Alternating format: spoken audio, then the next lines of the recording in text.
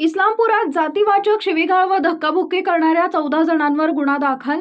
आष्टा नाका येथील अशोक धाब्यासमोर जमिनीच्या वादातून गाईड गोरखनाथ कांबळे वय वर्ष 47, व्यवसाय शेती, राहणार मंत्री कॉलनी, इस्लामपूर, तालुका वाळवा, जिल्हा सांगली यांना ईश्वरलाल अर्जुन पटेल, चेतन ईश्वरलाल पटेल, दीपक पुरुषोत्तम पटेल, देवजी पटेल, हितेश देवजी पटेल, किरण पटेल, भरत पटेल, प्रवीण पटेल, खेताबाई पटेल, भुवनताई पटेल, भावेश तुलसीभाई पटेल, तुलसीभाई रावजी पटेल, पुरुषोत्तम रावजी पटेल, जयंतीलाल अर्जुन पटेल यांनी जातीवाचक शिवीगाळ करून धक्काबुक्की केली।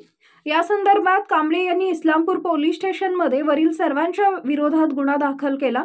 पोलिसांनी फिर्यादी यांची जमीन गट नंबर, सिटी सर्वे नंबर 10/1/ब मधील शासकीय मोजणी सुरू असताना फिर्यादीस धमकी देऊन धक्काबुक्की केली।